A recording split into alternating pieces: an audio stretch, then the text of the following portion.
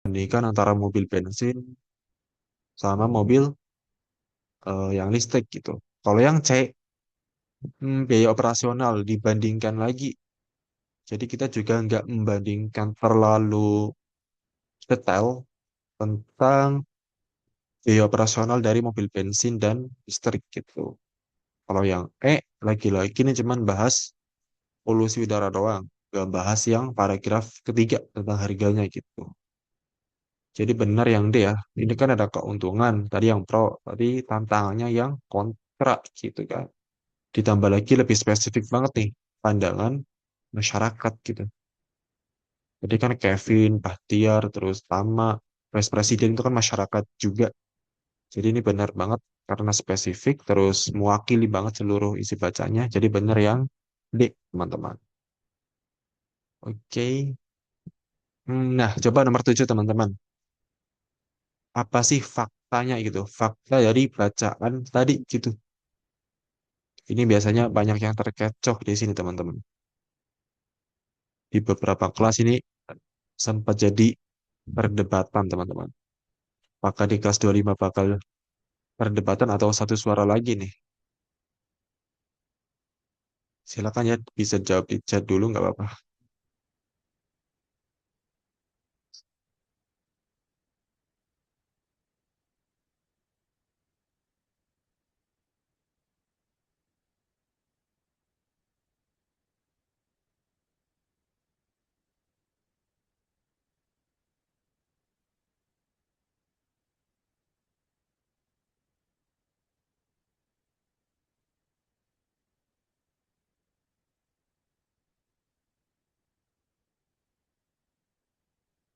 Oh, satu suara lagi. Yang D, yang D, yang D, yang D, yang D. Oke, tapi kita kunci dulu jawabannya yang D. Oke, yang D.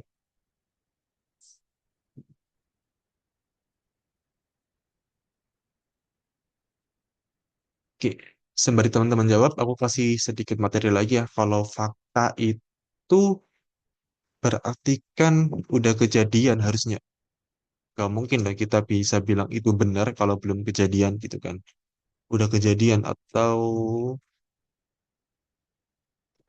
terus selain udah pernah kejadian, fakta itu biasanya lebih ke merepresentasikan dari data kuantitatif. Jadi ada data kuantitatif buat memperkuat isi dari fakta tersebut kuantitatif. Jadi kalau misal belum kejadian ada data kuantitatifnya gitu. Nah, kebalikannya kalau opini itu kan, opini berarti opini itu lebih ke pertama bisa mengklaim ya. Ini biasanya mengecoh, mengklaim terus selain itu hmm, berhubungan dengan masa depan. Jadi ada kaitannya dengan hal-hal yang belum terjadi. Belum terjadi. Yang misal belum terjadi itu misal yang di opsi A nih, ada kata akan gitu kan. Akan segera berarti kan belum terjadi. Terus mengklaim. Mengklaim itu yang B enggak sih? Ya kan? Adalah satu-satunya solusi itu kan klaim. Terus yang C juga mengklaim gitu. Adalah langkah yang kurang efektif itu juga klaim. Nah, coba sebelum aku jelasin, menurut sudut pandang teman-teman nih, kenapa kalian satu suara menjawab yang G, teman-teman? Kenapa nggak yang E? Eh, yang E. Ada yang mau jelasin? Kak, aku mau izin jelasin boleh? Boleh, boleh. Jadi kalau yang A itu kan mobil listrik akan segera menggantikan mobil berbahan. Itu kan belum tentu. Jadi ya kayak yang tadi kakak bilang kan kalau belum terjadi itu berarti bukan fakta. Jadi yang A itu salah. Nah yang B itu ada satu-satunya. Kalau pokoknya intinya kalau ada kata satu-satunya itu kalau bisa dihindarin deh. Kalau aku kayak gitu ya. Dan ya emang itu kan emang bukan satu-satunya juga ya, bukan satu-satunya solusi. Jadi yang B itu salah. Nah, kalau yang C peralihan mobil berbahan bakar bensin ke listrik adalah langkah yang kurang efektif. Nah, kalau yang kurang efektif itu kan yang katanya Tama juga ya, katanya Tama itu. Cuma itu kan cuma dari satu doang, satu orang doang yang merupakan apa ya kayak pendapat dia gitulah intinya. Jadi kita nggak bisa bilang kalau itu benar gitu, atau kita nggak bisa kalau Oke. bilang kalau itu fakta gitu. Nah, kalau yang aku kan tadi jawab yang D ya. Nah, kalau yang E itu penggunaan mobil listrik juga membuat pengendara tidak perlu memikirkan harga BBM. Nah, itu tuh nggak apa ya, bukan berarti kalau misalkan kita pakai eh, mobil listrik, itu tuh kita nggak perlu mikirin harga BBM. Itu tuh kayak apa ya, terlalu subjektif gitulah ya. Jadi jawabannya yang D. Karena emang di dalam teks juga ngasih tahu kalau apa ya, coba boleh di itu lagi jawabannya. Oh, yang ini Ah, atau yang dibacaan? apa namanya jawabannya yang dia itu kan mobil Yang listrik adik. memiliki daya pikat Hmm. karena biaya penggunaannya relatif murah. Nah, kalau di teks itu kan bisa lihat ya, kita bisa lihat kalau misalkan dalam teks itu ngasih tahu atau ngasih tahu fakta kalau emang eh, mana nih? Ini ya. Nih, 1 liter bensin dapat menempuh 10 kilometer Oh, untuk yang ini. harganya yang mana? Rp3.000 itu relatif lebih murah. Apa ya? Bisa dibilang fakta karena emang udah ada datanya gitu. Oke. Penjelasan yang sangat menarik ya dari Sabrina tadi. Oke, terima kasih ya Sabrina. Hmm, kalau kita lihat ya teman-teman, yang D sama itu kan ada di teks gitu ya teman-teman. Sekarang coba aku mau jawab pakai sudut pandangku ya. Ini yang selain dari yang ini tadi yang kata Sabrina, kalau daya pikat berarti kan ada ya di sini teman-teman. Mobil listrik memiliki daya pikat gitu kan, karena penggunaannya relatif murah gitu. Terus tadi kata siapa? Bahtiar ya, kata Bahtiar itu yang ini nih. Dengan menggunakan tenaga listrik, otomatis kita nggak perlu mikirin harga BBM. Oke, kalau dari sudut pandangku ya teman-teman. Gini, kalau misal kita punya kendaraan listrik, tangkinya itu isinya apaan teman-teman? Apakah isinya itu liquid dari BBM? BBM itu kan bahan bakar minyak ya. Atau mungkin isinya cuman seperti arus listrik gitu, kayak kita ngecas HP gitu kan. Kalau misal yang D ya, itu kan relatif murah. Oke, mungkin bisa kita asumsikan dengan yang ini nih. Cuman ini kan katanya Vice Presiden. Sedangkan yang ini lebih katanya Kevin gitu. Terus relatif murah. Katakanlah semua orang di dunia ini nggak ada yang setara gitu kan. Nggak semuanya itu sama gitu.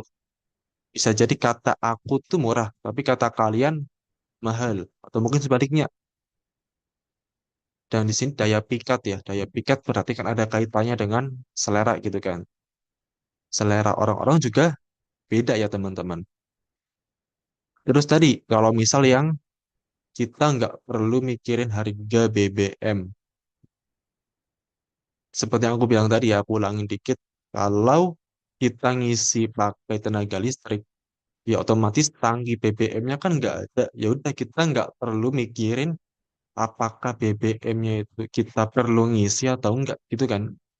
Karena ya isinya itu cuman arus listrik, bukan liquid dari atau cairan dari BBM itu sendiri.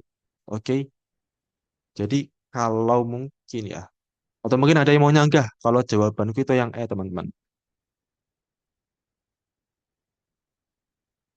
Atau mungkin ada pertanyaan dulu. Jadi sepakat nih yang dia semua.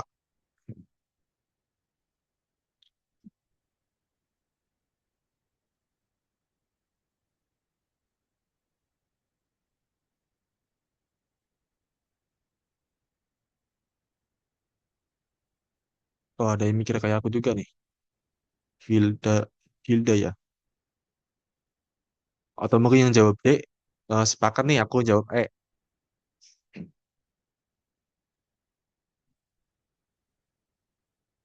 Gimana teman-teman?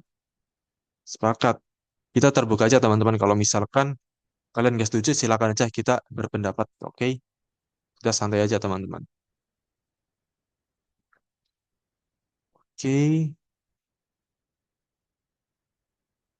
setuju, sepakat. Oke, berarti jawabannya yang ya teman-teman. Karena kan isinya kosong gitu, nggak mungkin dong mobil listrik tapi kita isi BBM gitu kan. Jadi benar nggak usah kita mikirin harga BBM itu berapa. Kita cuman perlu mikirin harga listriknya doang gitu kan, kayak yang tadi Sabrina bilang. Berarti tadi yang ini ya, yang yang E. Oke teman-teman, kita lanjut ya ke nomor 8. Apakah kita perlu membacanya? Aduh, oke deh. Mau nggak mau kita baca lagi teman-teman. Ada yang disuruh baca soalnya. Oke teman-teman, silakan kalian baca dulu deh. Berapa menit ya? 3 menit lagi nggak Pak? Ini cukup banyak nggak? 3 menit deh, 3 menit. Kalian baca yang ini ya, bacaan untuk nomor 8 sampai 10 ya. Silakan kalian baca sampai 13.52 ya teman-teman.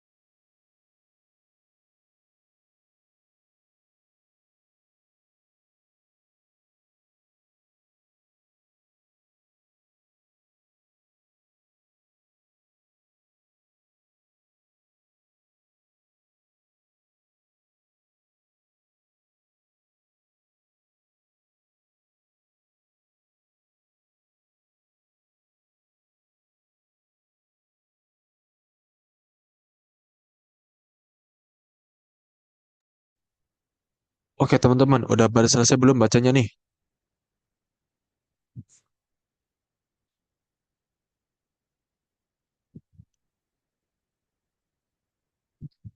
Sudah, sudah. Oke, kita lanjut ya ke nomor 8. Hmm, oke nomor 8 tuh kita diminta buat menentukan gagasan pokok ya. Paragraf terakhir. Jadi kan kita sebenarnya cuma butuh ini doang. Oke, di paragraf terakhir doang. Apa sih gagasan pokok yang dapat kita ambil di paragraf terakhir? Coba teman-teman jawab dulu.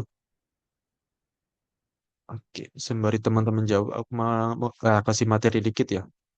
Kalau gagasan pokok itu kan berarti sama aja kayak ide pokok ya, ide pokok atau ide utama. Nah, gagasan pokok, ide pokok, atau mungkin gagasan utama itu diambil dari kalimat utama. Diambil dari kalimat utama.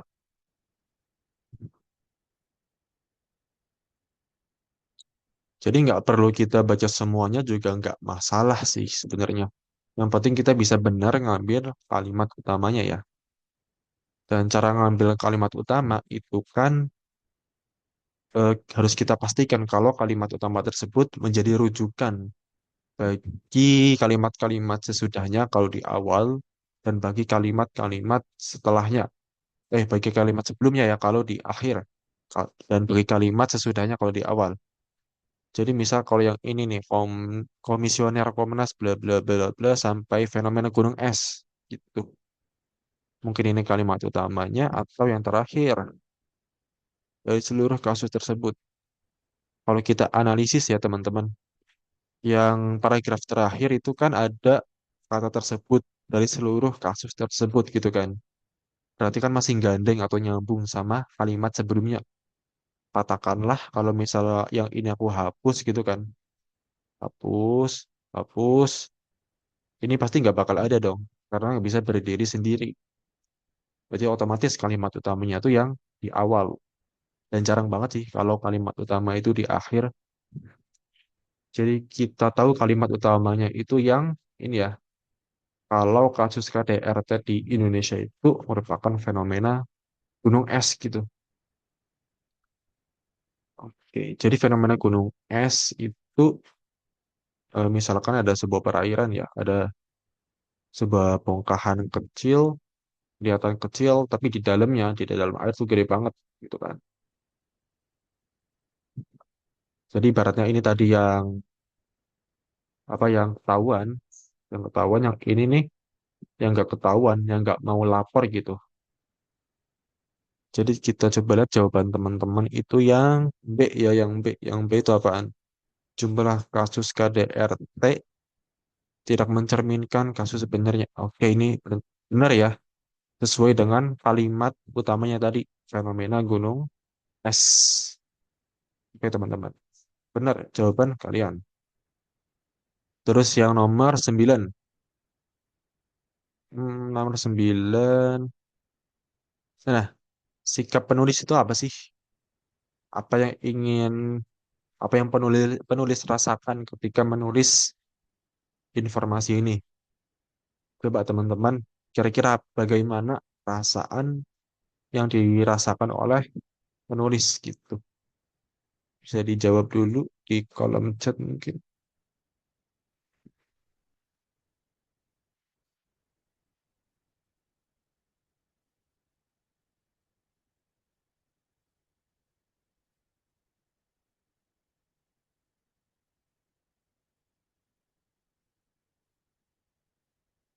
Yang C, yang C, yang C, yang C.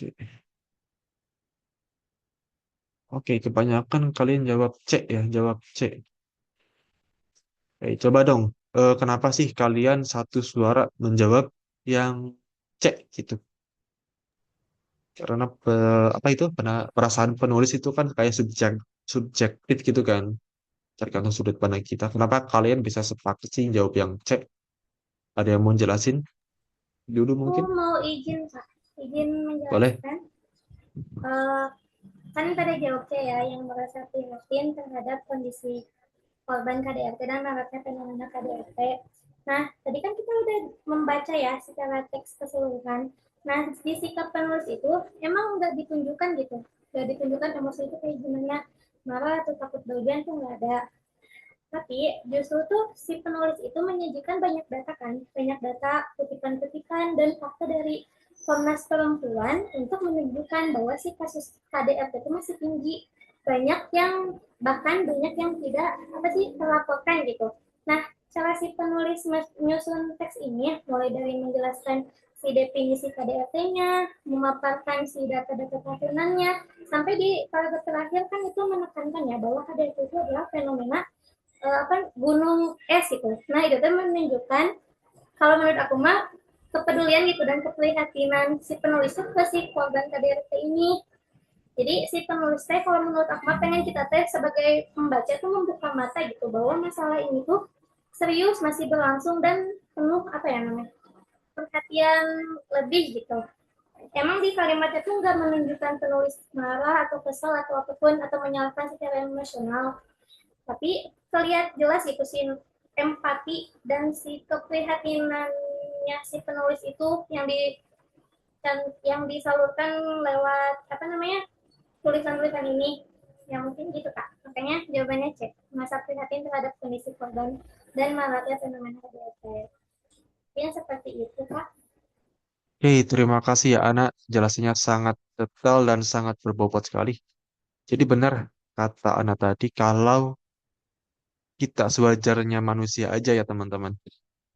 Sewajarnya manusia karena penulisnya juga pasti manusia gitu kan. Melihat kasus KDRT yang banyak nggak dilaporin, pasti merasa, oh kenapa sih nggak dilaporin? Kan biar kena efek jerak gitu kan. Kita pengennya gitu, sama kayak penulis. Jadi benar itu yang Cak merasa prihatin ya. Kalau kita bandingin sama jawaban yang lain malah nggak terlalu benar. Apalagi yang merasa marah ya. Kalau merasa marah itu biasanya itu ntar ada di kalimatnya, kalimat bacaannya gitu. Kalau penulis kayak merasa nggak setuju, ada argumen tersendiri. Kalau marah gitu biasanya. Nah, kenapa yang nggak yang D merasa cemas akan meningkatnya kasus KDRT? Oke, kalau cemas bisa jadi, cuman ini kan di masa mendatang gitu kan. Kita nggak bahas di masa depan. Kita cuman bahas di tahun 2023 doang gitu kan. Nggak bahas tahun 2000, tahun 2024 atau 23? Tahun 2024 ya.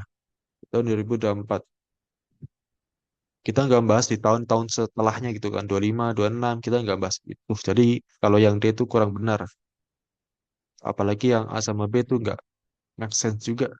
Oke, jadi benar tadi yang C ya.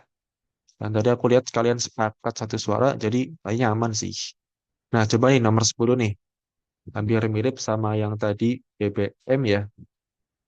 Apa sih ini apa langkah yang efektif untuk mengurangi ya, untuk mengurangi jumlah kasus KDRT di Indonesia? Coba teman-teman, kira-kira apa nih? Apa kalian bakal satu suara lagi atau mungkin bisa berpecah belah nih?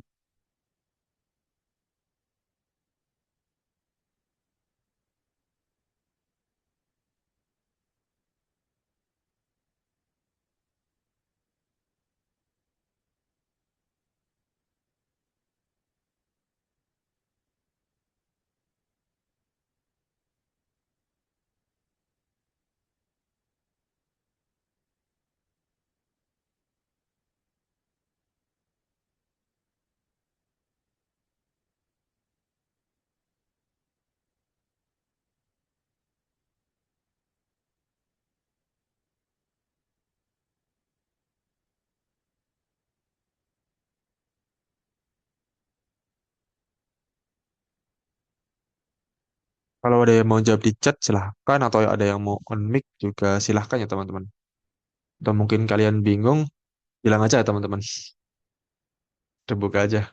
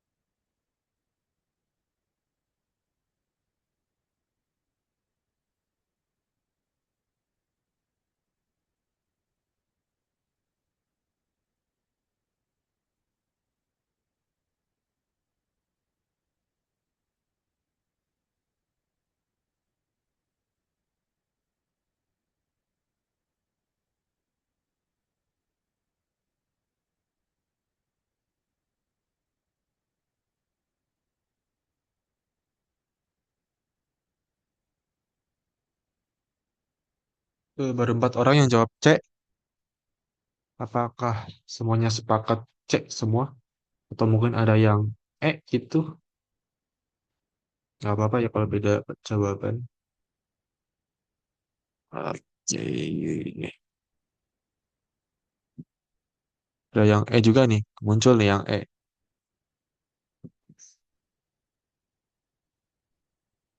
Atau mungkin ada yang B, teman-teman. Ada yang B, ada yang A. Kalau D kayaknya nggak mungkin sih.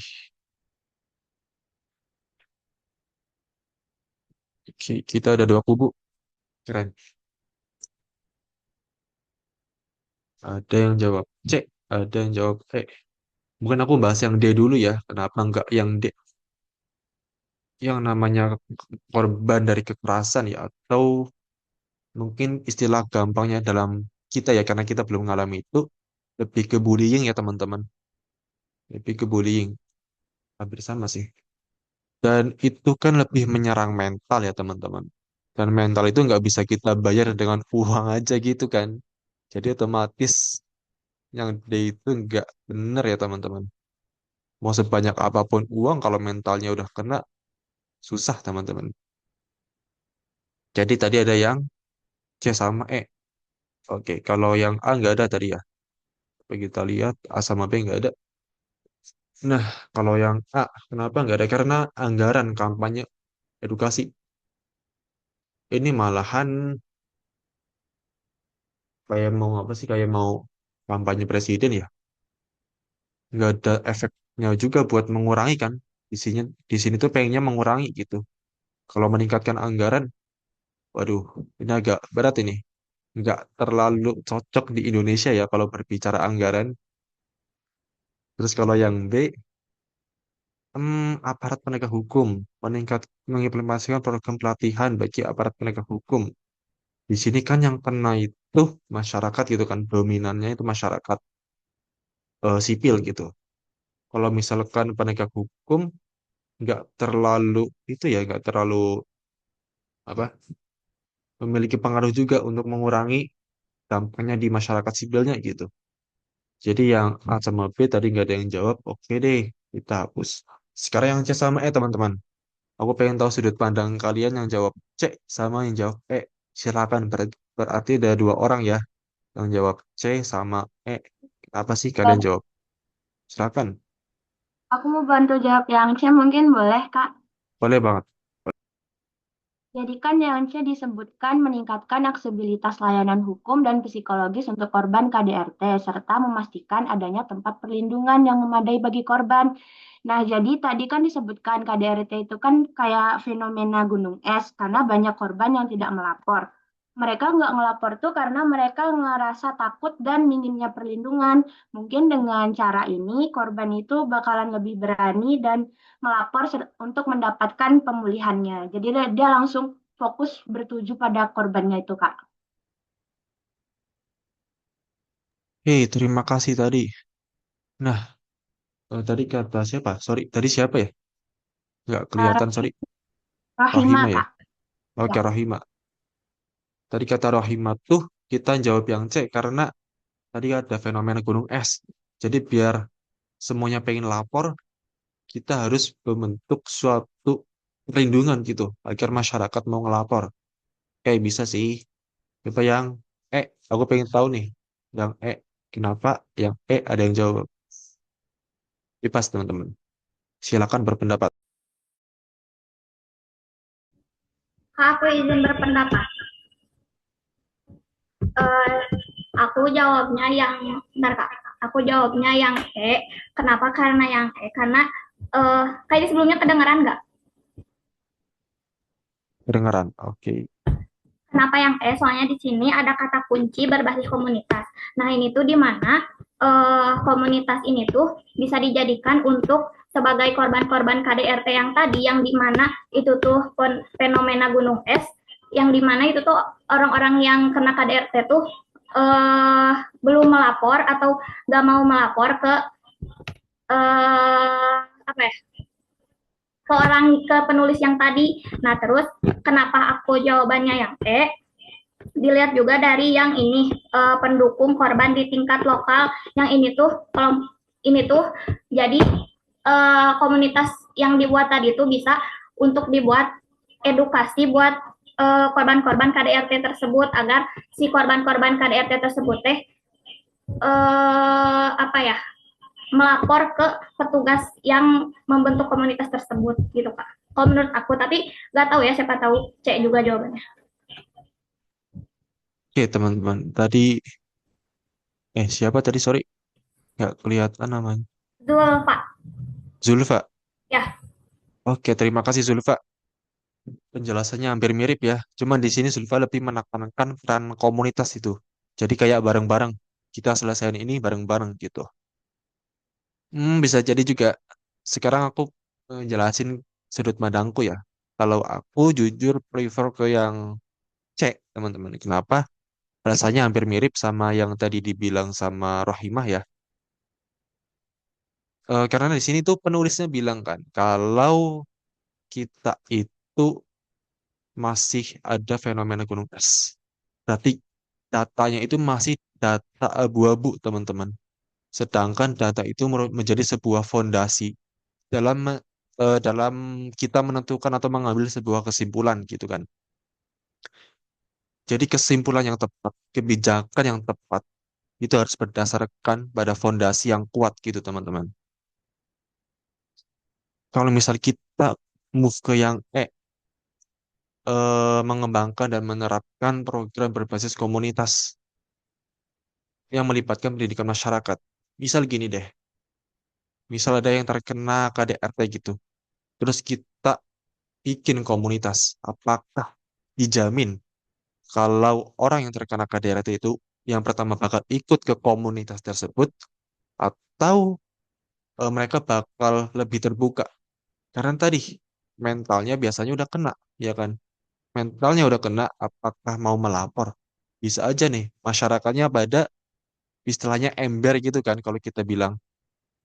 Terus pembentukan kelompok itu bisa jadi benar. Tapi tadi teman-teman, karena ini tingkatnya pada masyarakat dan semua masyarakat itu memiliki hak yang sama gitu kan. Istilahnya kita mau ngomong apa ya bebas terserah. Kalau yang C ya, yang C itu kan kita punya perlindungan hukum. Bisa jadi yang ngelaporin dianonimkan gitu kan. Kalau yang ibaratnya kita mungkin ada lah yang mungkin mau masuk ke situ komunitas tersebut. Terus aku ngomong nih, misal ada yang ngomong terkena kekerasan. Tapi ada yang masyarakat atau anggota yang cukup suka ceplas-ceplos gitu mungkin ya. Jadi malahan bisa menjadi beban mental tersendiri bagi yang melaporkan gitu. Jadi ini nggak terlalu memiliki jaminannya gitu teman-teman istilahnya. Jadi gitu, kalau sudut pandangku lebih ke cek karena tadi kita perlu data yang paling akurat dulu, setidaknya mendekati nilai yang cukup signifikan agar kita dapat mengambil keputusan atau kesimpulan yang lebih tepat sesuai undang-undang ataupun sesuai hukum yang berlaku gitu, teman-teman. Penjelasanku dimengerti nggak? Atau mungkin ada yang mau disanggah dulu? Atau mungkin mau ditanyain dulu? Nggak apa-apa. Bebas, teman-teman. Atau mungkin sepakat juga silahkan.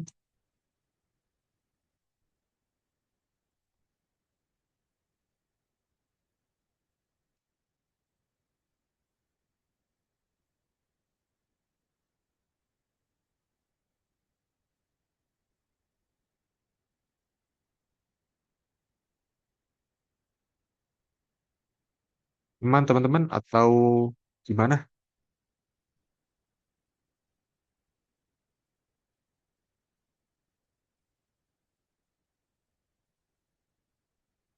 Aman. Oke, aman. Kalau aman, silakan reaction jempol, teman-teman. Agar aku bisa lihat.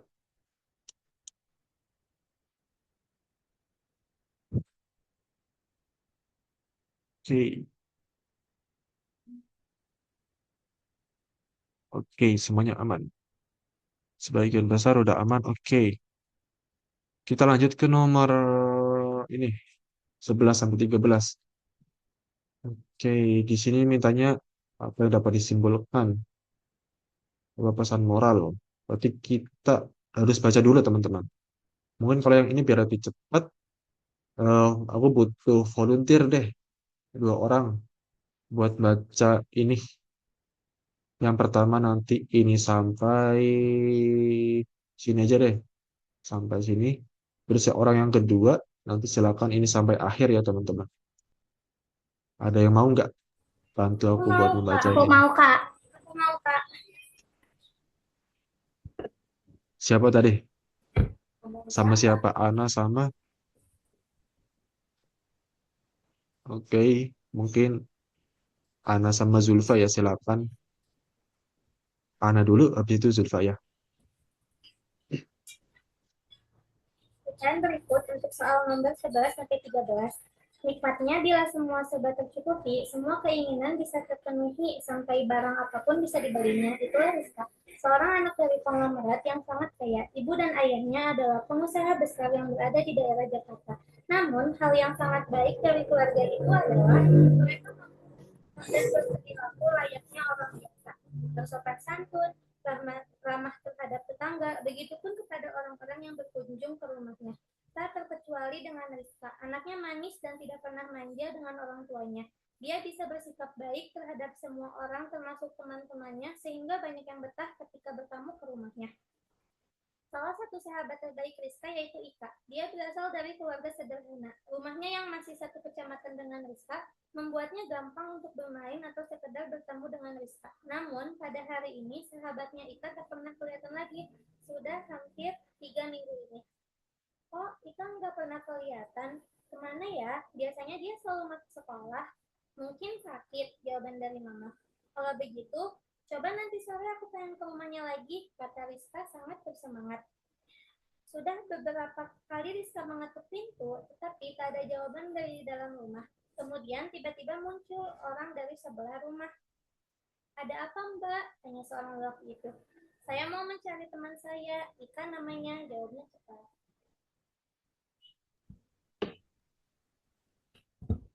Oke, terima kasih Ana. Terus lanjut Zulfa, silahkan. Selanjutnya, alangkah terkejutnya Rizka mendengar jawaban dari lelaki itu. Jika Ika yang selama ini dia kenal dan menjadi sahabatnya mengontrak di rumah itu. Kemudian kembali ke desanya karena menurut kabar orang tuanya sudah berhenti bekerja akibat di PHK oleh perusahaannya. Sekembalinya Rizka di rumah, ia hanya bisa melamun dan tidak bisa berbuat apa-apa. Lantas ia pun bergegas ingin mencari Ika di desanya. Mama, aku ingin mencari Ika, biarkan dia bisa melanjutkan sekolah lagi, tanyanya. Baiklah, kalau itu keinginanmu, mari bergegas dan segera mencari alamat Ika dahulu, jawab mamanya dengan penuh perhatian.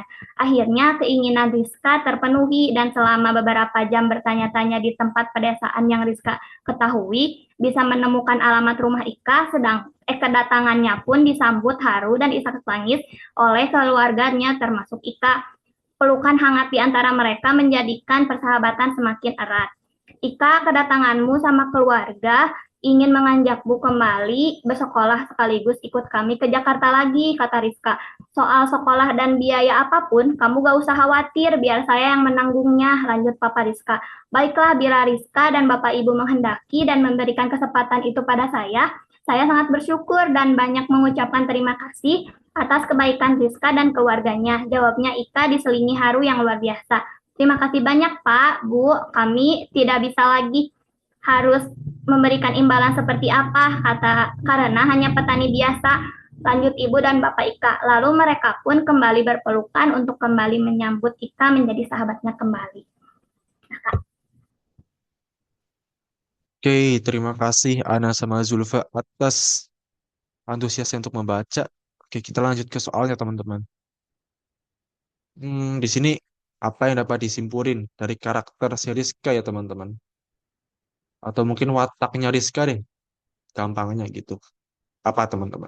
Silakan jawab dulu. Yang C. Hmm, hmm,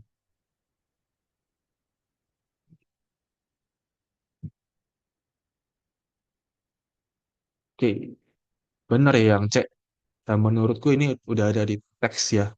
Mau nggak mau harus kita baca dulu. Karena ini bisa tergantung sudut pandang ya kan. Karena bahasa Indonesia. Jadi benar yang C ya. Karena sesuai teks, kita lanjut ke nomor 12. Pesan moral. Berarti amanat nih. Amanat yang dapat kita ambil dari tindakan Rizka. Apa sih hikmah yang dapat kita pelajari? Silakan di antara A sampai E.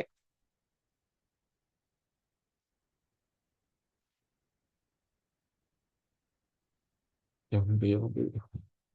Yang B. Yang B. Kebanyakan kalian jawab yang B. Oke, benar. Kalau tadi ya watak amanat, menurutku udah kalian pelajari dari SD ya. Mungkin udah terlalu familiar banget, gampang banget gitu kan. Benar sih yang B ya. Karena ini ada hanya, terus ini nggak make sense juga. Pokoknya kalau amanat itu kita nyari yang baik-baik aja teman-teman. Gak usah pedulin yang buruk-buruk ataupun yang abu-abu. Terus coba nomor 13. Berdasarkan teks. Mengapa sih Rizka bersemangat banget buat nyari Ika? Kenapa teman-teman?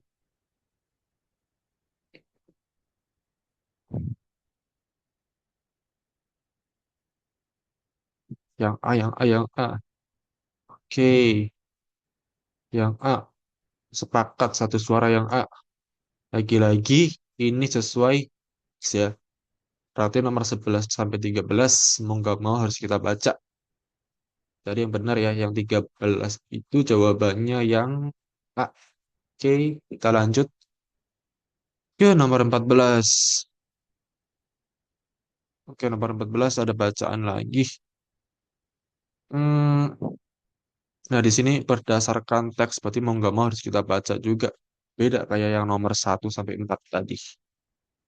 Oke, mungkin aku butuh volunteer lagi deh. 2 orang lagi. Dari ini sampai sini nih. Tabelnya nggak usah dibaca, nggak apa-apa. Terus dari sini sampai akhir. Ada yang mau nggak?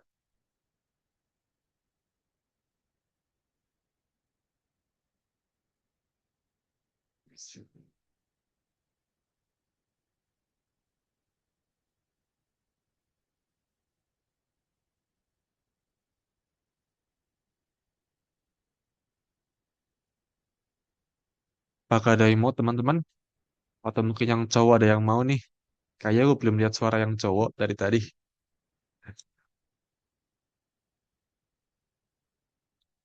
Ada atau enggak nih teman-teman kelas 25 ya? 25.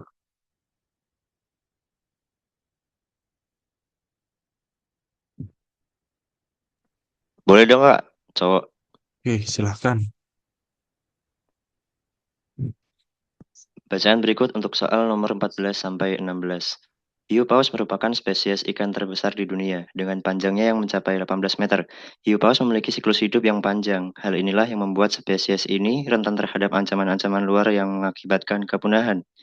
Populasi hiu paus di Indonesia saat ini mencapai 472 ekor. Meski disebut hiu paus, spesies ini sejatinya merupakan hiu yang memiliki beberapa kemiripan dengan paus. Hiu paus jantan lebih sering ditemukan dibanding betina. Namun spesies betina disebut-sebut dapat tumbuh jauh lebih besar ketimbang spesies jantan. Hiu paus sudah ada sejak 240 hingga 260 juta tahun yang lalu, namun baru ditemukan pada tahun 1820-an di lepas pantai Afrika Selatan. Hiu paus biasanya berenang di kedalaman dangkal, namun bisa juga ditemukan di perairan dengan kedalaman 3.000 kaki. Hal inilah yang membuat hiu paus sangat mudah ditangkap. Kebanyakan hiu paus diambil daging dan siripnya. Akibat perburuan ini, populasi hiu paus bahkan mengalami penurunan 50%. Saat ini, hiu paus telah masuk jajaran spesies yang terancam punah. Dosen Perikanan dan Kelautan Universitas Mataram Mahardika Rizky Himawan yang menyebutkan bahwa banyak hiu paus yang ditemukan terluka di perairan Indonesia akibat menabrak bagian dari kayu. Luka di bagian mulutnya juga disebabkan karena tidak sengaja mengunyah jaring nelayan, yang paling sering terkena propeller kapal nelayan dan kapal wisata. Tuturnya mengutip Munggabai. Oke, terima kasih Ahmad. Selanjutnya ada yang mau nggak? Atau mungkin Ahmad nunjuk deh 1 orang. Temennya Saya mau bebas. Oh, tadi siapa? Bayu. Oke, silakan Bayu. Secara rinci, 153 ekor hiu paus ditemukan di Teluk Cendrawasih di Papua Barat. Selanjutnya, 110 ekor tercatat tinggal di Teluk Saleh, Nusa Tenggara Barat. 80 ekor di Talisayan, Kalimantan Timur, 76 ekor di Kaimana, Papua Barat, dan 53 ekor di Gorontalo. Keberadaan hiu paus perlu untuk terus dilestarikan. Menurut Vokal Species Conservation Senior Manager Konservasi Indonesia, Iqbal Herawata, keberadaan mamalia laut ini dapat turut membantu masyarakat dalam aktivitas kesehariannya. Konservasi hiu paus tidak hanya melindungi ekosistem, tetapi juga bermanfaat untuk masyarakat lokal dan daerah, tuturnya. Masyarakat merayakan Hari Hiu Paus Internasional pada 30 Agustus lalu, diharapkan kesadaran akan pentingnya menjaga dan melestarikan spesies ini dapat terus ditingkatkan. Hari Hiu Paus Internasional ini telah dirayakan sejak 2008 lalu pada konferensi Hiu Paus Internasional di Isla Holbox. Indonesia merupakan salah satu dari segelintir negara yang menjadi habitat dari mamalia laut satu ini. Beberapa negara seperti Filipina masih melakukan perdagangan hiu paus yang membuat populasinya terus menurun. Hiu paus biasanya memakan ikan, cumi-cumi, hingga plankton. Tanpa adanya hiu paus, maka pertumbuhan plankton tidak dapat dikendalikan yang turut mendorong pertumbuhan alga. Alga dapat meracuni hewan dan tumbuhan dalam air, bahkan menyebabkan beberapa penyakit bagi manusia seperti kerusakan saraf, hati, masalah pernapasan, iritasi kulit, hingga kematian. Dengan kesadaran bersama akan pentingnya peran hiu paus dan kolaborasi antar pemerintah dan masyarakat lokal, pelestarian hiu paus niscaya dapat terus ditingkatkan dan populasi hiu paus di Indonesia bisa terus terjaga. Oke, terima kasih Bayu dan Ahmad tadi atas antusiasnya untuk membaca ini. Nah, kita lanjut ke soal.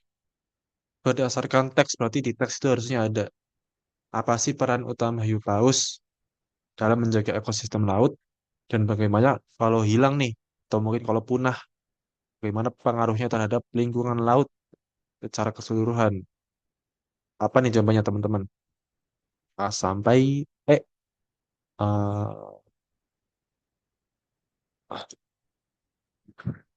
yang E, yang E. Oke, yang E. Oke, semuanya sepakat ya satu suara. Oke, ini tadi ada di bacaan yang mana? Yang ini kalau nggak salah. Nah ini, tanpa adanya hiu paus, pertumbuhan plankton tidak dapat dikendalikan. Kalau misalkan nggak ada paus, otomatis, nggak ada hiu paus ya, otomatis kan alganya banyak banget. Makin banyak alga, makin meracuni hewan dan dapat menimbulkan penyakit. Berarti benar, yang ada plankton-planktonnya. Coba kita cari. Ini nggak ada plankton, ini nggak ada plankton. Oke, berarti yang E ya, yang benar, yang paling benar. Hiu paus membantu mengatur jumlah plankton. Oke, dan tanpa mereka, pertumbuhan alga bisa tidak terkendali dan menyebabkan kerusakan ekosistem laut. Benar, sesuai konteks di bacaan. Oke, lanjut ke nomor 15, teman-teman. 15, pasti langkah atau strategi untuk merawat ya, yang paling efektif dalam meningkatkan populasi hiu paus. Apa coba? Dari A sampai E.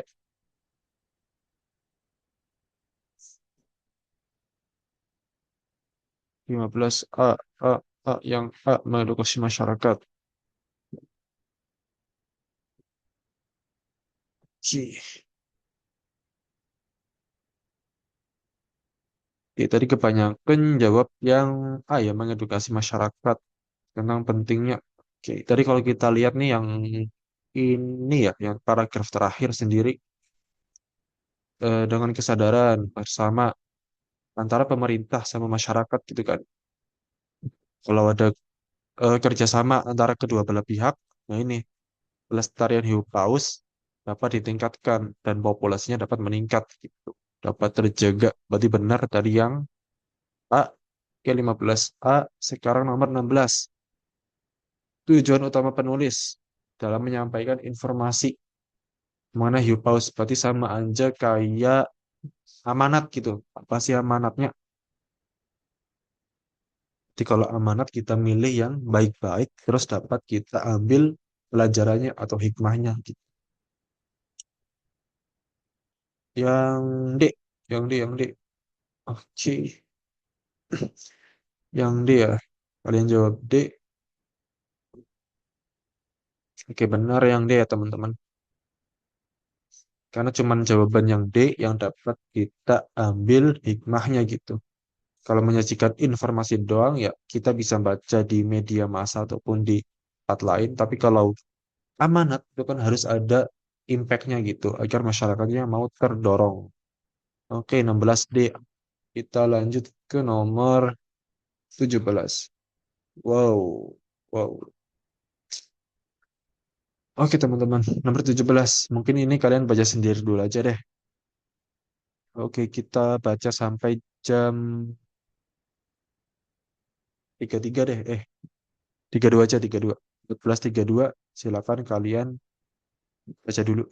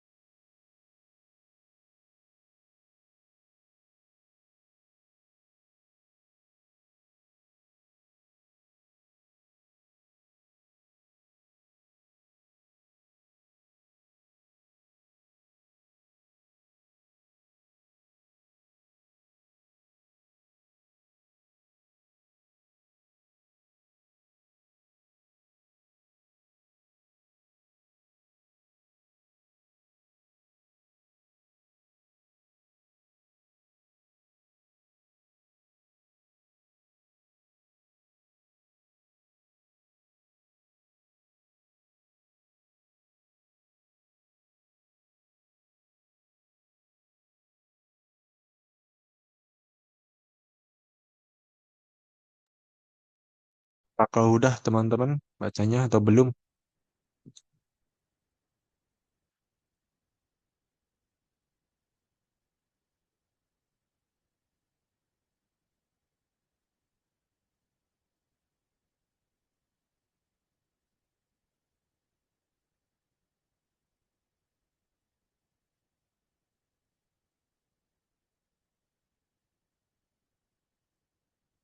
Oke, coba nomor 17.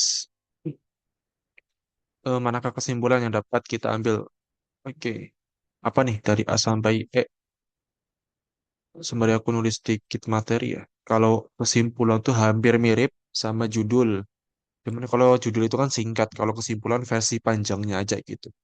Jadi harus mewakili ya, mewakili seluruh isi teks.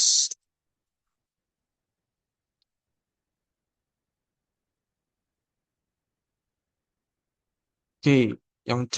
Semuanya sepakat yang C. Oke. Nggak ada yang B nih. Atau mungkin ada yang jawab B. Yang C. Oke. C semua. Oke. Kalau yang A itu nggak benar ya. Ini kan kontradiksi. Ada bahayanya. Kalau yang B ada juga di bacaan sih. Terus kalau yang D dapat menimbulkan efek psikologis. Jadi kan layong itu punya efek psikologis gitu kan. Padahal enggak juga, enggak ada efeknya. Kalau efek negatif ya. Kalau yang E eh, disebabkan oleh pantulan cahaya pada awan cumulonimbus ya kan. Jadi kalau nggak salah di ufuk barat gitu deh. Berarti yang benar ya, yang mungkin benar antara B sama C. Cuman kalau yang B itu setengah benar doang, teman-teman. Nggak benar banget gitu. Karena kalau kita lihat di paragraf pertama ini kan ada bahas kayak mitos gitu kan, kayak kepercayaan nenek moyang gitu. Dulu waktu saya kecil, orang tua tuh bilangnya gini, gini, gini. Sedangkan di opsi B itu nggak ada membahas gitu. Nah, di opsi C itu ada membahas mitos gitu kan. Ada menyinggung mitosnya deh. Dan juga menjelaskan mengenai bagaimana terjadinya gitu. Jadi benar yang C, teman-teman. Nah, sekarang nih nomor 18. Apa hubungan ya? Lagi-lagi hubungan antara paragraf kedua terhadap paragraf pertama. Berarti korelasi paragraf kedua tuh gimana sih? Coba teman-teman jawab dulu. Nomor 18.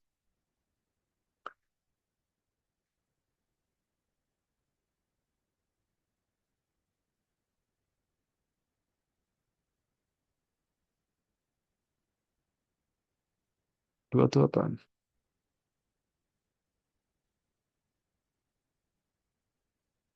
Yang C melanjutkan.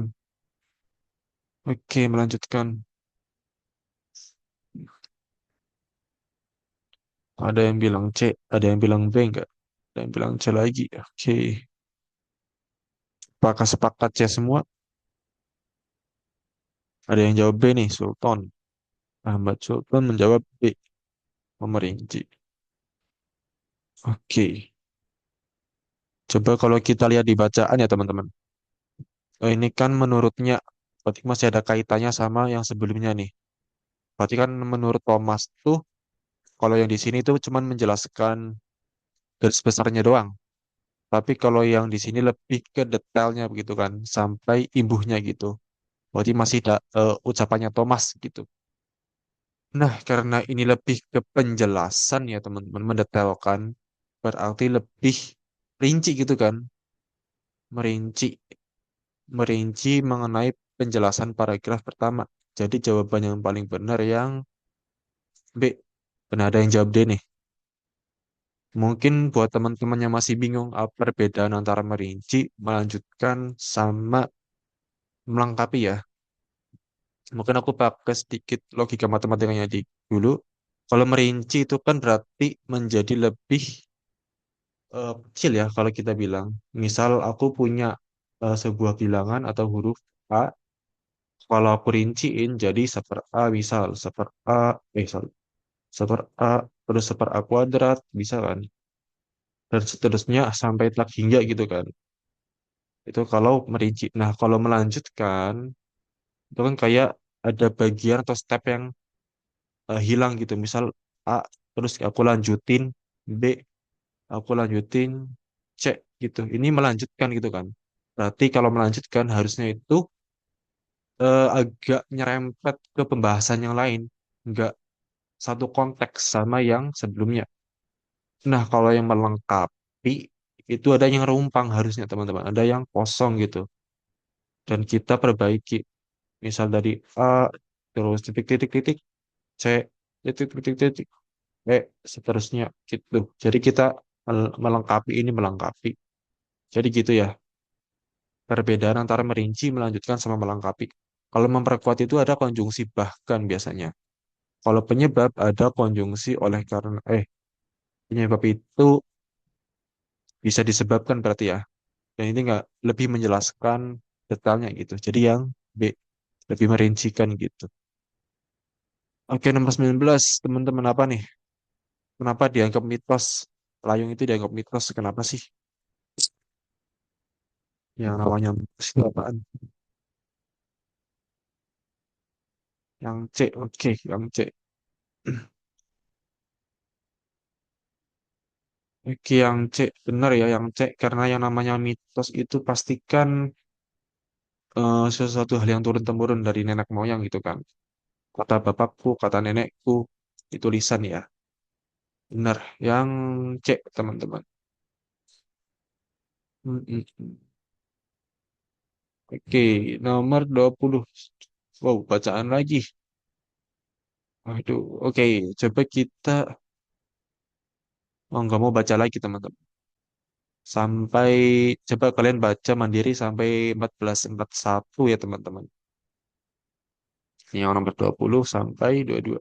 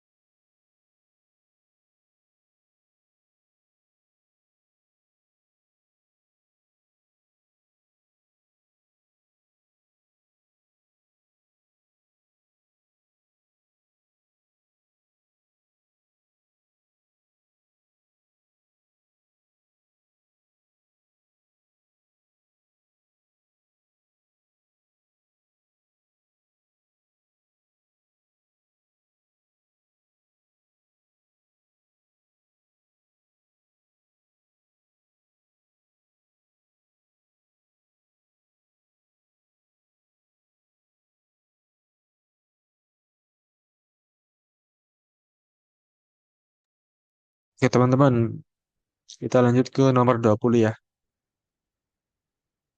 Ini kan minta solusi yang di teks. Berarti kan harusnya ada jawabannya di teks.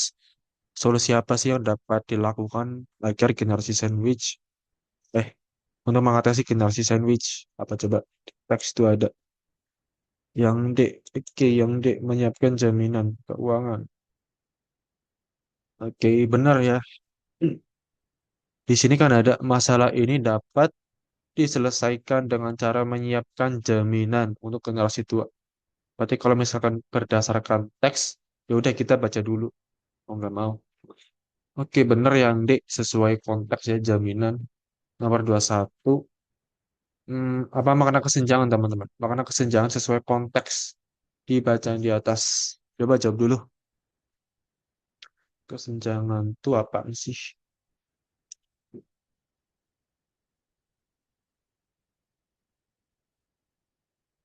Ada yang jawab D. Oke, ada yang jawab D. Ada yang jawab apa lagi? Yang E. Ada yang jawab E. Oke. Di sini kesenjangan itu ada di mana? Ini ya. Kesenjangan ini tercipta karena pergeseran sosial. Ada kesenjangan kemampuan. Berarti kan kesenjangan yang dimaksud itu kemampuan kapasitas. Berarti kemampuan dari generasi lama sama generasi baru itu beda. Yang terjadi akibat dari perubahan sosial gitu. Berarti kita nyari yang ada kapasitasnya gitu. Berbeda dari kapasitas itu yang benar tadi yang E ya. Tidak cocokkan antara kemampuan adaptasi generasi tua sama generasi muda. Jadi generasi tuanya itu nggak bisa beradaptasi sama teknologi sekarang terhadap perubahan sosial juga. Kalau yang D, kita nggak bahas gaya hidup ya teman-teman. Sesuai bacaan tadi, karena tadi kan mintanya berdasarkan teks, berarti di situ harusnya ada. Oke, jadi benar tadi yang E. Oke, coba nomor 22 apa? Informasi tersirat yang dapat kita ambil, berarti kan kayak amanat gitu. Tapi nggak aman sih, lebih ke apa? Informasi yang nggak ada di situ, nggak tertulis apa coba?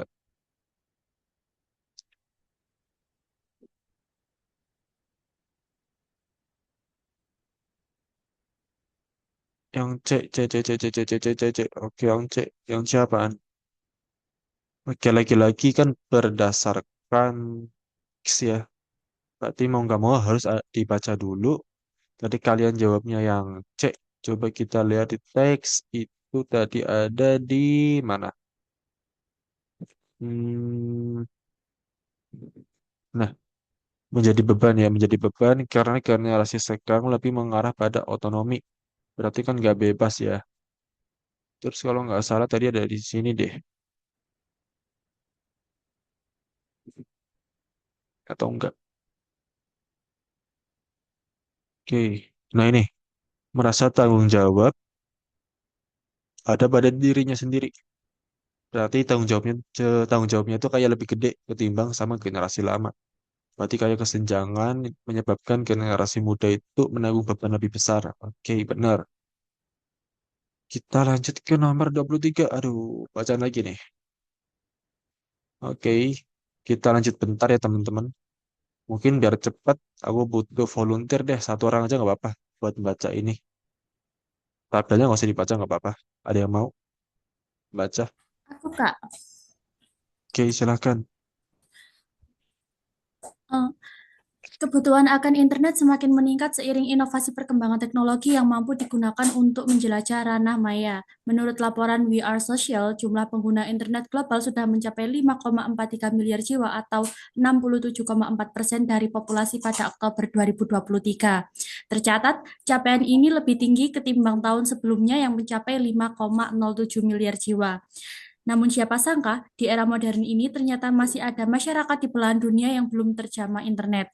Berdasarkan data yang dihimpun We Are Social, jumlah penduduk yang belum terkoneksi internet di dunia bahkan mencapai ratusan jiwa. Mengejutkannya, Indonesia masuk dalam jajaran negara dengan penduduk yang belum terkoneksi internet tertinggi di dunia. Padahal, Indonesia berhasil masuk ke dalam daftar negara yang penduduknya paling banyak menggunakan internet. Berdasarkan laporan We Are Social, jumlah pengguna internet di Indonesia sudah mencapai 213 juta jiwa per Januari 2023. Adapun angka ini telah mencapai 77% dari total populasi Indonesia yang berjumlah 276,4 juta jiwa di awal tahun ini. Meski begitu, angka penduduk yang masih belum terkoneksi internet di tanah air juga sangatlah tinggi. Diketahui jumlahnya mencapai 93,21 juta jiwa per Oktober 2023. Angka tersebut mengantarkan Indonesia ke posisi 7 dalam jajaran negara dengan penduduk terbanyak yang belum terkoneksi internet di dunia. Sementara itu, India menempati peringkat pertama dalam daftar dengan jumlah penduduk yang belum terjamah internet sebanyak 672,92 juta jiwa atau setara dengan 47% populasinya per Oktober 2023. Selanjutnya diikuti oleh China dan Pakistan dengan jumlah penduduk yang belum terhubung internet masing-masing sebanyak 347,05 juta jiwa dan 131,16 juta jiwa. Terkait besarnya jumlah penduduk yang belum terhubung internet di tanah air, Global System for Mobile Communication GSMA dalam surveinya membeberkan 5 faktor utama yang mendasari banyaknya masyarakat yang belum terpapar internet. Di antaranya ialah kurangnya edukasi, harga yang mahal, keamanan, relevasi, dan akses. Dua pertama yang paling penting adalah pengetahuan dan kemampuan. Jadi banyak orang yang belum mengerti mengapa mereka harus menggunakan internet. Ini termasuk literasi digital. Dan kedua adalah keterjangkauan. Harga sering menjadi halangan utama untuk menggunakan internet, ungkap Head of Mobile Development GSMA Max Kuvelir Giacomelli dikutip dari bisnis.com. Oke, terima kasih ya Puja atas antusiasnya. Oke, nomor 23 nih. Apa pesan implisit? Berarti pesan yang nggak diungkapkan eh, si penulis. Jadi lebih ke amanat juga bisa sih. Kira-kira apa amanatnya teman-teman? Setelah kita dengar tadi Puja bacanya apa? Coba jawab dulu teman-teman. Yang A. Oke, yang A ya. Oke. Tadi kalau kita lihat ya, di sini kan ada akses, nah kan. Salah satu faktornya akses. Berarti cara meningkatkan eh, mengatasi ketimpangan akses ya dengan meratakan infrastruktur gitu kan, terutama infrastruktur internet gitu, agar internet di Indonesia itu lebih merata gitu dibandingin sama yang lain. Kalau yang ini harusnya nggak ada yang beli kan, makin mahal. Kalau yang ini berarti kayak misal pemerintah itu buat kebebasan lebih bebas tentang internet. Berarti kan yang punya internet lebih bebas, sedangkan yang nggak punya internet ya tetap aja nggak punya internet. Ibaratnya yang kaya makin kaya, yang miskin tetap miskin gitu loh. Terus kalau yang D, kita nggak membahas negara berkembang. Terus yang E, kita nggak perlu memprioritaskan negara lain dulu. Oke, berarti yang A benar, yang jawaban A. Nomor 24. Nomor 24, apa sih implikasi ya? Berarti kita fokus pada dampaknya. Coba apa dampaknya dari yang belum terjamah internet itu apaan sih? Oke, kita lihat yang A, yang A, yang A, yang A. Oke, oke, kebanyakan jawab A dan aku lihat A semua tadi. Oke, benar ya yang A. Karena ini mintanya dampak ya, Pak. Dampak. Kalau yang ini kan lebih mengatasi gitu kan, yang B. Nah, untuk mengatasi berarti solusi, bukan implikasi. Yang C juga iya, kalau nggak salah. Nah, ini mengatasi juga. Kalau yang D, eh, nah ini berbeda ya, berbanding terbalik sama itunya, amanatnya tadi. Yang D salah, yang E, dia itu malah penyebabnya gitu kan. Dia itu kan mintanya akibat, bukan penyebab. Berarti yang paling menggambarkan implikasi adalah yang A, benar. Oke, yang nomor 25 terakhir, judul teman-teman. Apa judulnya sih? Ingat ya, judul itu harus mewakili seluruh isi teks dan juga menarik. Apa nih teman-teman? Judul yang paling cocok. Judul.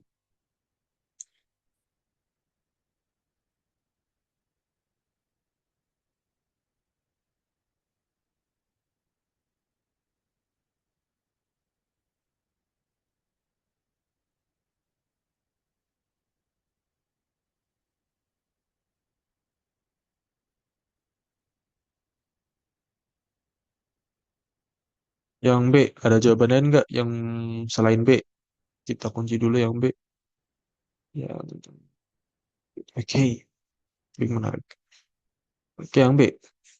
Ada yang jawab A, C, D, E atau B semua? B, B, B, B, B lagi. Oke.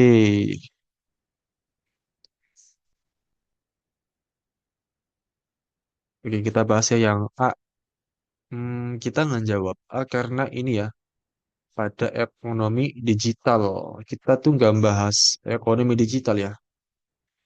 Kalau kita bahas peningkatan pengguna internet, juga kita nggak terlalu bahas di situ. Apalagi fokusnya di Indonesia. Terus yang C. Kenapa ya nggak yang C? Karena ini negara berkembang. Sedangkan kalau kita lihat tabel ya, kan ada China. Otomatis China itu kan bukan negara berkembang, udah negara maju. Berarti kan nggak sesuai gitu. Kalau yang D, tantangan dan solusi dalam penyebaran akses internet di berbagai negara. Oke, ini lumayan benar. Ntar kita tandai dulu yang E. Kenapa nggak yang E? Karena kita nggak terlalu bahas peran pemerintah ya. Kita lebih bahas ke global ya teman-teman. Tadi ada perkembangan teknologi global kalau nggak salah. Nah, oke di sini global. Nah, antara B sama D sekarang. Oke, mungkin di sini teman-teman kayak terlihat lebih kelihatan di sini tantangan dan peluang. Cuma di sini fokusnya di Indonesia aja teman-teman. Sedangkan kita kan tadi bahas global, ya kan? Paragraf 1 itu bahas global. Terus tabelnya juga bahas berbagai negara gitu. Jadi nggak cuman bahas di Indonesia aja. Bahkan datanya itu juga data dari global, bukan data dari Indonesia doang. Jadi kalau yang B itu kurang cocok karena ada spesifik di Indonesia. Sedangkan yang bisa mewakili ya, judul itu kan mewakili seluruh isi teks, Itu yang D ya teman-teman. Tantangannya ada, solusinya juga tadi bisa disebutin dari faktor-faktornya, terus ini di berbagai negara. Jadi nggak cuma di Indonesia doang, nggak cuma di negara berkembang doang, tapi di berbagai negara. Karena Indonesia juga masuk negara gitu kan. Jadi yang paling tepat itu yang D ya teman-teman. Nah sampai sini apakah ada yang mau ditanya dulu? Kalau aman semua teman-teman?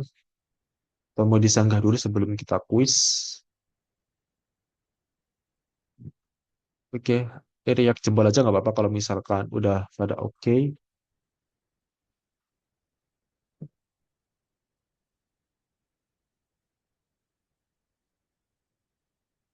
Oke teman-teman. Oke, kayaknya udah aman semua sih.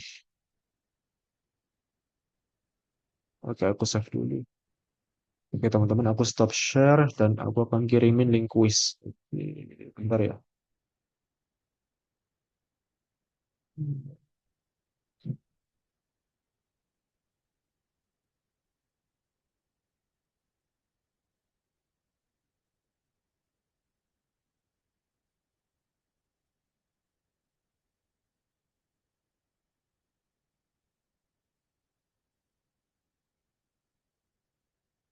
Oke, link quiznya udah aku share di chat ya.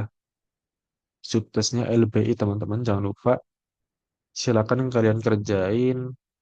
Kalau misalkan udah selesai, bilang aja ya. Via chat ataupun on mic, nggak apa-apa.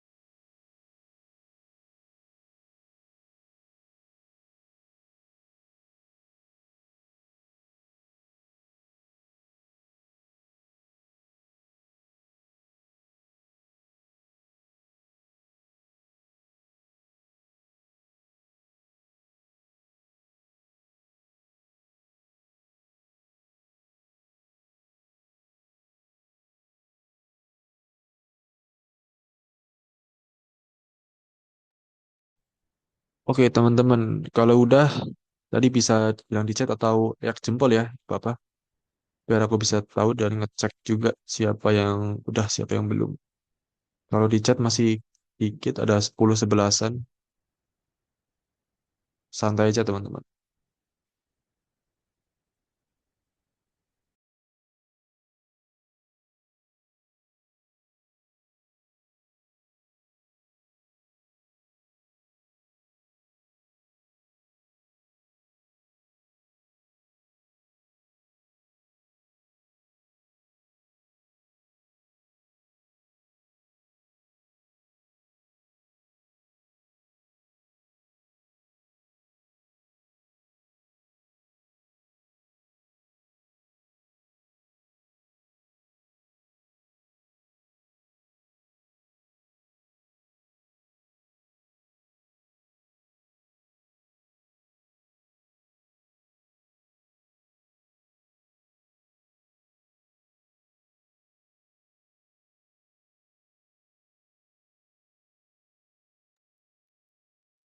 Oke, kayaknya udah semua deh.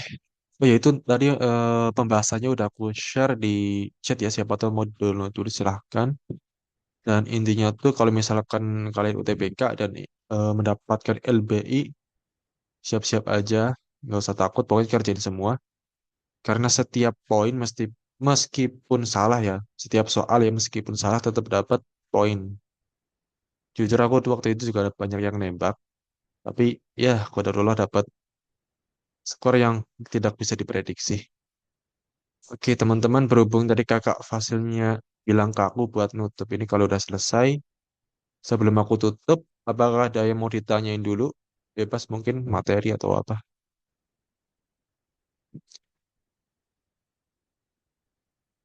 Aman, oke aman.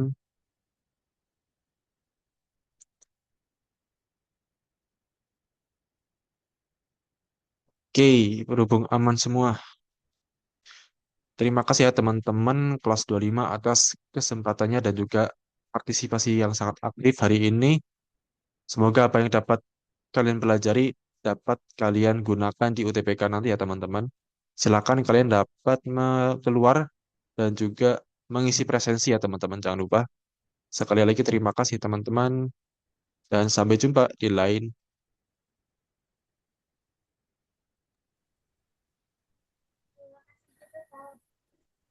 Terima kasih banyak, Kak. Oke, sama-sama. Masih, Kak.